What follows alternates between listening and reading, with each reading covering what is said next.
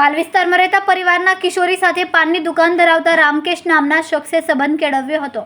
દરમિયાન તેણીને દુકાનમાં બોલાવીને દુષ્કર્મ આચર્યું હતું. પોલીસે બળાત્કારી રામકેશની ધરપકડ કરી છે.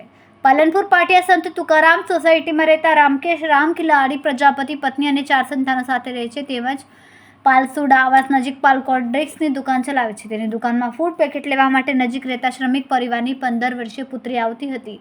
રામકેશ કિશોરી સાથે વાતચીત કરતો હતો. તેમજ અમુક વાર કિશોરી તેની માતાનો મોબાઈલ લઈને દુકાને ખરીદી કરવા આવતી હતી. એ સમયે દુકાનદાર રામકેશે મોબાઈલ નંબર મેળવી લીધો હતો.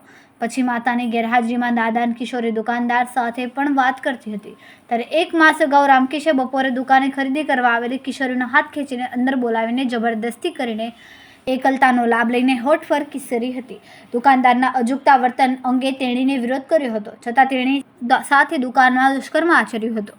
ઉપરાંત આ બાબત કોઈને જણાવશે તો બદનામ કરશે. બીજી તરફ દુકાનદાર રામકેશે ગઈકાલે બપોરે કિશોરીની માતાના મોબાઈલ ફોનમાં કોલ કર્યો હતો. આ મોબાઈલ ફોન નંબર અંગે માતાએ તપાસ કરતા રામકેશ હોવાનું બહાર આવ્યું.